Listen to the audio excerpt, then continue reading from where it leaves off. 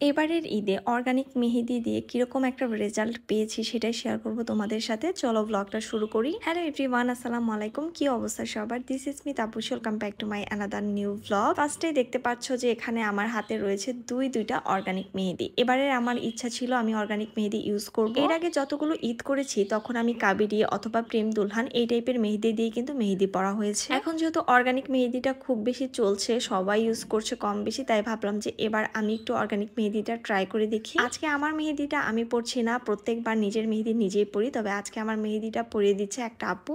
আমি দুপুর থেকে শুরু করে মেহেদি দেওয়া, যেহেতু আমি দুই হাতেই দিব অনেকটা সময় লাগবে। বাম হাতের অর্ধেকটা দেওয়া হয়ে গিয়েছে। সব সময় দেখবেন বাম হাতের মেহেদির কালারটা বেশি সুন্দর থাকে, কারণ ডান হাত দিয়ে কিন্তু আমরা প্রায় সব কাজই করে থাকি, আর বিশেষ করে পানিটা বেশি নাড়াচাড়া করা হয়। ফোনে যে মেহেদির ডিজাইনটা দেখতে পাচ্ছ, আজকে আমি ওই ডিজাইনটা আমার হাতের তালুতে দিব, দেখা যাক কতটুকু পারফেক্ট হয়। মেহেদি দিতে কিন্তু অনেক বেশি সময় লাগে, আর অনেকটা সময় ধৈর্য ধরে বসে থাকতে হয়। যে দিবে এবং যে নিবে দুইজনেরই কিন্তু সেম কষ্ট। আমার তো মেহেদি দিতে বসলে শুধু হাত পা চুলকাতে থাকে, খুবই বিরক্ত লাগে। আগে সারা বছর মেহেদি দেওয়ার একটা ভালো লাগা কাজ করতো, মাঝে মাঝে দিতাম, তবে এখন ঈদ আসটাও দিতে ইচ্ছা করে না। তবে এবার ঈদে আমার খুব ইচ্ছা করছিল আমি হাত ভর্তি করে মেহেদি দিব। ফাইনালি আমার বাম হাতটা ডান, এটা আমার কাছে বেশ ভালো লেগেছে, খুবই সুন্দর হয়েছে। আর অর্গানিক মেহেদির একটা ব্যাপার আমার খুব ভালো লেগেছে, খুবই চিকন করে বের হয়, এতে করে ডিজাইনটা খুবই সুন্দর বোঝা যায়। হাত শুকানোর পরে লেবু আর চিনি দিয়ে এটা মিক্সড করে এখন আমার হাতে একটু ট্যাপ ট্যাপ করে তুলার সাহায্যে লাগিয়ে দিব। এতে করে কি হবে, মেহেদি শুকানোর পরে তো এগুলো পড়ে যেতে থাকে, তো এই জিনিসটা সহজেই পড়ে যাবে না, অনেকটা সময় হাতে লেগে থাকবে। অর্গানিক মেহেদি কিন্তু হাতে অনেকটা সময় রাখতে হয় অন্য মেহেদির তুলনায়, কারণ এটা কালার হতে কিন্তু একটু বেশি সময় নেয়। যেহেতু 11 তারিখ, তাই